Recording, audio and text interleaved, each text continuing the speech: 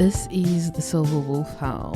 I am Angela, and today we're continuing our conversation with Noel and Ryan. So, other than that, what has been some of the highlights that you can think of in terms of people that you've dealt with, maybe, or even clients? We don't really talk about them. I know that people have different expectations when they come to us. So they would think that, okay, I'm coming to you now, and then tomorrow at lunchtime, you will then give me exactly what I have in my mind. And it doesn't work that way, not only time-wise, but results-wise as well. So anything interesting that you can think of? Not so much particular instances, although there are probably quite a few of those, but just in terms of the things that we learn along the way. The first thing that over the years I've just learned more and more and more, and it's strengthened in me, is we have to be very careful what we do and how we do things, because these are people's lives that we're affecting. Everything we do as investigators affects somebody's life. And they come to us because they have some serious situation. That's on the client's side. On the people that we're investigating, they too have lives, and everything that we do, we have to be absolutely certain that everything that we discover and everything that we report is the exact truth, and it is confirmed properly. And I feel that that's quite a serious mantle that rests on our shoulders. Yes, that's where the saying comes. With great what is it? With great power comes great responsibility. So yeah, I think that that touches on another point then, in that you need to be a specific type of person to be able to do this work effectively. If you are doing it for you to stroke your ego, then this is not the right work for you, because you wouldn't have that compassion that you were talking about now to be able to relate to people. And then also you would tend to lean towards assumptions, as we spoke about earlier, because you are trying to prove something to feed your ego. So you need to be a certain unique blend of a character to be able to do this work effectively, not just in execution of it, but also in instinct and in knowing how to handle people and how to deal with the situation if it does get hairy and things like that. And the stick-with-itness, when things are not going your way, or it's going a bit rough or a bit slow, or you're not getting all the most exciting things happening right now. It's a lot of paperwork, it's report writing or whatever, that you stick with it. So do you agree with that you need to kind of be a certain blend of person in order to do this work effectively, to be a good investigator? Well, most of our work is, like in Cape Town, there's Afrikaans saying, respect and discipline, So you must respect everybody, no matter who they are. You must be disciplined enough to not get sidetracked, so you need to focus. You need to listen, listen.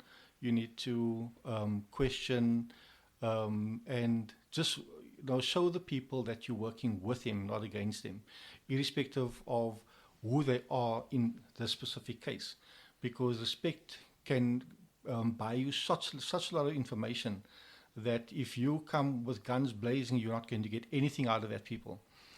So it's basically, if you respect people, it can be a gang member that you're speaking to, it can be a fraudster you're speaking to. If you can just respect them and show them that you're not, accusing them of anything, but you're just respecting where they are in their lives, you'll be surprised what you can actually get from people. That reminds me of a particular case where we were trying to track down a particular lady, and to do it we had to go into one of the worst slum townships in the whole of the Western Cape.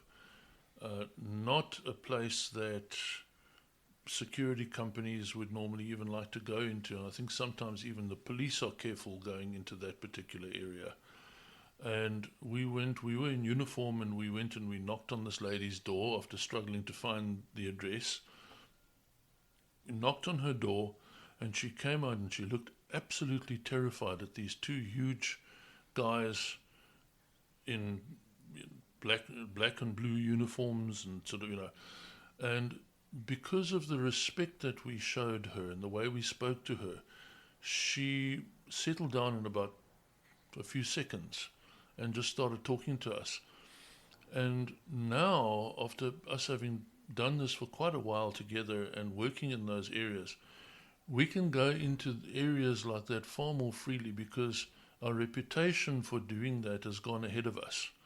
And a lot of people recognize our brand, they recognize us, and they greet us and treat us very nicely and things like that, which maybe they don't do with others. Yeah. No, that is a fact. It is, people, when you're coming into an area, there can be 6 or 7 guys, standing somewhere, holding point. But the energy that we exude is not to be bombastic. We basically come in, we respect the area, we greet them, and in most cases, we actually have words with them, speak with them, talk about anything, just so they can see that you respect their territory, and from there it is, you can go anywhere from there. It's all a matter of respecting people, respecting who they are, and where they're coming from in their point in their lives. Yeah, I think that is a very key point to have, that constant respect, and also just to understand people, that I think at the end of the day, they're all just trying to do the best they can, really. Let's talk about some frustrations. What do you find is like frustrating in your work, to do not be able to get to the result that you want to get to, and stuff, I'm meaning particularly stuff that's outside of your control? Have you had those kinds of experiences? Well, Angela, hopefully this year it will we'll be able to work better and more efficiently.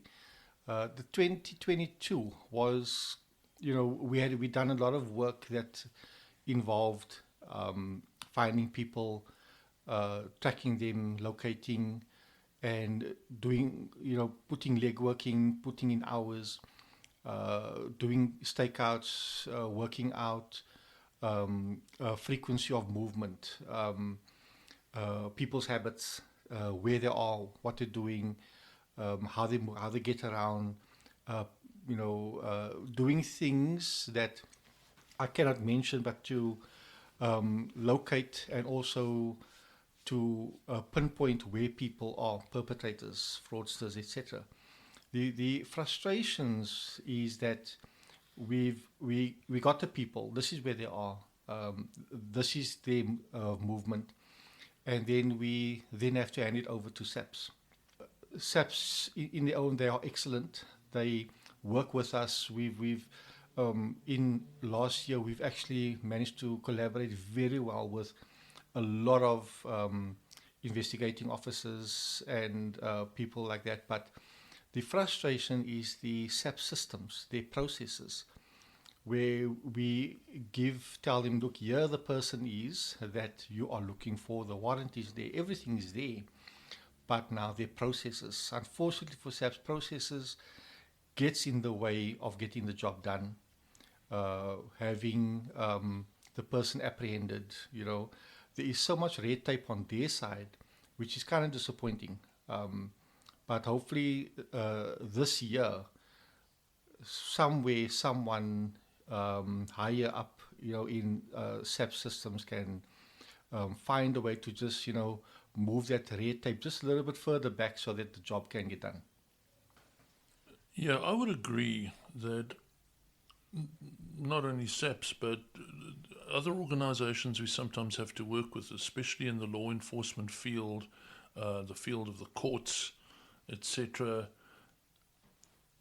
they also often don't have the same training, the same equipment, and even the same way of thinking as we do.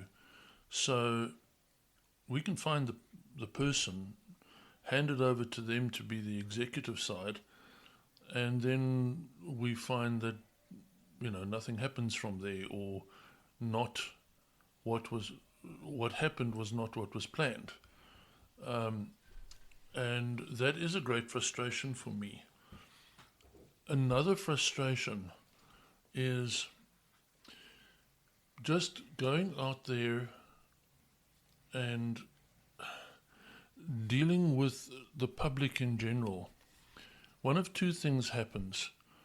First of all, there's a lot of mistrust out there for people that are perceived to be in the security or law enforcement side of things. And secondly, law enforcement in this country has gained a reputation with the general public where they are not trusted. So the general public picks that up and then does not cooperate with anybody perceived to be in law enforcement, which often includes people like ourselves. So it's a very thin line that we have to walk between success and failure on our side and somebody else having to be involved and not doing the job or not picking up the ball and carrying it on further from where we left it off. Yeah, I think that is part of the challenge of what we do, is that we are a part of the picture. We don't usually paint the whole picture.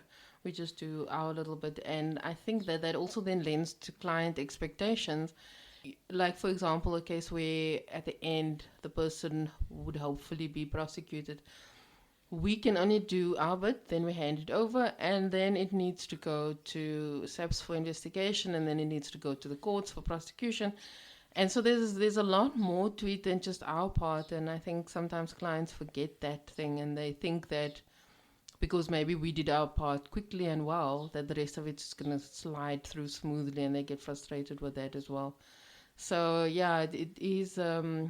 It's not always easy to have to do all the work like Ryan said, and then at the end of the day, it's not ineffective, but it just kind of loses that momentum, and maybe we don't even know if it did go through in the end. And I think this leads me then to the next question: how do you feel about having to stop or not be involved in a case anymore and not knowing its conclusion?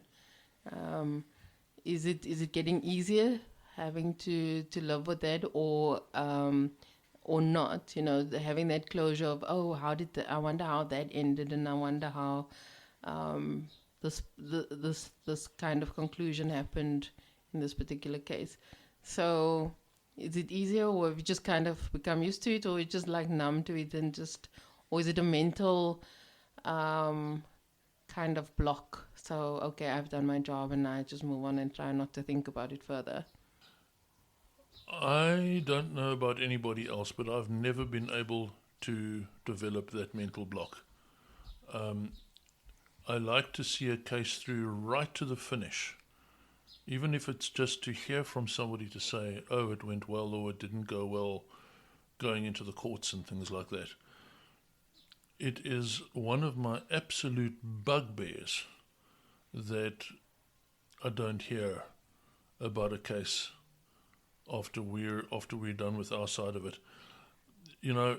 We do this for a living, obviously, because we need a living, but we don't do it necessarily for the money. We do it for the love of what we do, and that has to include getting closure on cases, and we just don't. It drives me up the wall. Yeah, I don't. Yeah, it's like an itch that you can't scratch. Yeah. Now, me being new in this industry, I feel like that chef that made that pot of food, right? And I dropped it, and it just spills, and no one can enjoy it. Now, when you got the guy, we have cuffs, we have tasers, and look at Noel and tell no, can we take that person down now? Nope, SAPS must do it. And then when we leave it with SAPS, we don't hear again, about it.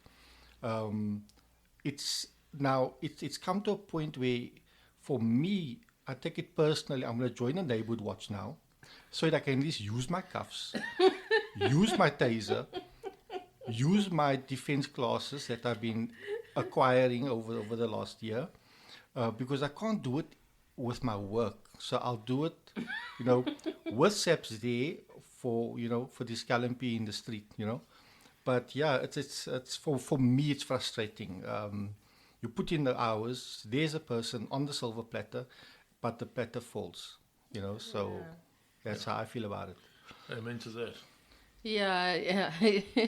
I kind of get that because I, being an investigator, yes, that part of me too, but also just having teeny bit of OCD, you kind of want to see the conclusion of the story and how it ended. Either way, I think you'll agree with me to like either way, but you just want to know how the story ended. But unfortunately, we can't always have our way. It's a case of the person will ask SAPS, how did you find me?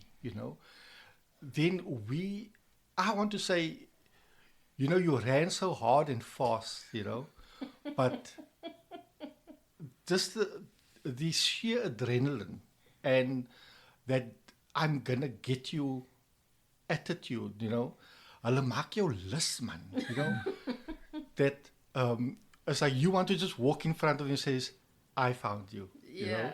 So there is pleasure in it, but it's short-lived because of processes of we've got an excellent investigation system in SAPS, but it's just the red tape basically just needs to be pushed back a little bit. Yeah, and I wonder how frustrating it must be for them as well, because as you say, they are like good investigators in that, and then they get to this like roadblock and they just can't go any further. So it would be interesting also to hear from their perspective what it's like having that, and then also when they receive stuff from us. So yeah, it's all on the silver platter, but I have to just put it down there because this red tape is blocking me from going further. So that's actually quite an interesting point as well.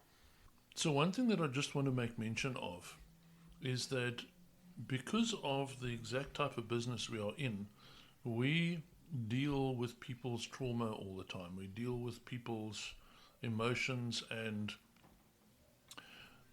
their deepest issues and problems on a day-to-day basis. So it does have a mental stroke emotional impact on us. And some of the things that happen in our cases actually kind of rock our world. I was involved in a murder case a couple of years ago where it so affected me that I was sick for 5 days after the end of the case. And that case is still ongoing in the courts today. So last year, I must say it was like an emotional roller coaster. It was up and down and pretty vicious and then sort of easy, kind of like. The bottom line is we've come out of a very tricky year in terms of, because during last year, people started running more and running harder, like I said before. They started getting worse. They started getting deeper into debt, largely because of the pandemic that went before. A lot of people lost their incomes and that kind of thing, and there's a lot more desperation out there. That echoed in our lives, because when we have to go after these people, we pick up on their emotional state as well. We're affected by it, and sometimes they get very defensive, very violent, very all sorts of things, abusive, and we often get the butt end of that, so to speak. So I have to say that 2022 was not an easy year in terms of that. Yeah, I'm sure. I mean, we're all human at the end of the day, so that kind of being around people who are going through difficulty or trauma or whatever will at least some of it will rub off on you. So it is a difficulty to kind of shake. Yeah, that is true. From my side, I've only been in this business a short while, so I don't have any major, like traumatic experiences and things that I've seen. But for me, it's a case of um, there need to be more awareness in um, for people that owe money. You know, that everyone always think that they are going to be when the sheriff comes, they are in big trouble. It is like what we do is tracing. We phone people for attorneys trying to get hold of people because they have outstanding debt. Is not to get him to pay that debt. Is for him to just come forward and say, look, this is the problem that I have. Like Noel mentioned, the pandemic has crippled companies, households, and people are running because they are fearful of what is coming. But what's coming is people that just want to understand the situation. And that message need to be put across somewhere out in media land that, you know, uh, come forward. If people phone you, work with them, and the quicker you can answer that call and provide information, and the quicker the mess can be cleared up. But for me personally, the accident investigation for me is what um, I hold dear to my heart when I went to see the actual victim who was being accused as being, let's call him the perpetrator of the accident. Uh, he was actually needing a voice, needing people to say, look, it wasn't me that was at fault. And for me, it's a case of there's so many other people out there, crippled, that can't speak for themselves. That's probably in frail care centers that were in accidents that qualify for some type of funding and social, like things that everyone thinks they're entitled to. The victim cannot speak for themselves, so they get lost in that system of, he's a cripple, she's a cripple, and that's just how they're going to die. But the dignity that some people or the indignity that some people are treated is something that is really shocking to me. They don't deserve to just be laying there.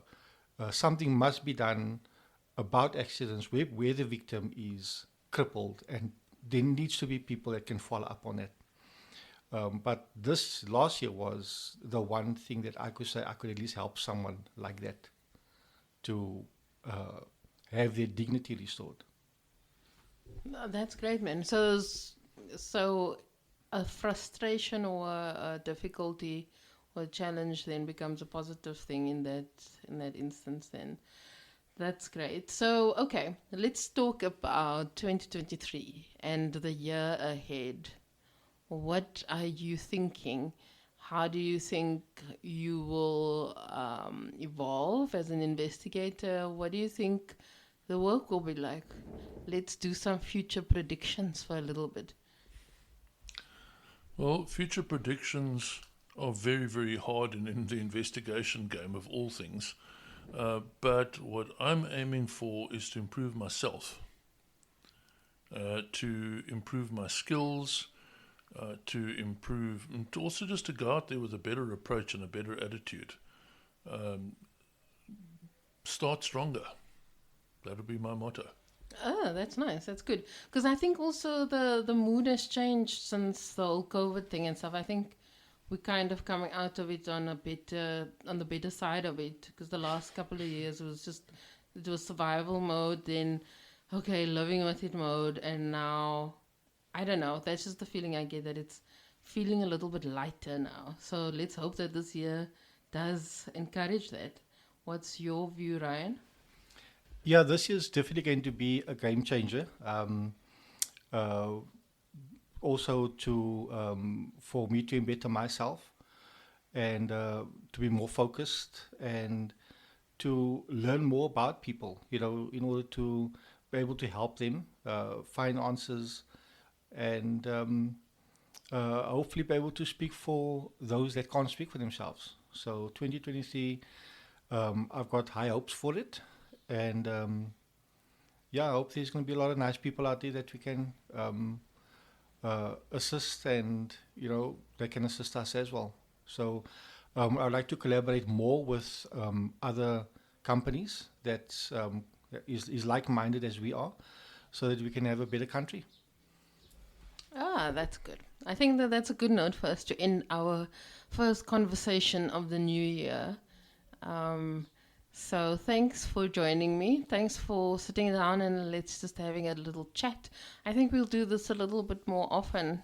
Just talking, kind of digging into the mind of an investigator, an active investigator out on the road, and just seeing what your thoughts are, because we brought up some interesting points here today.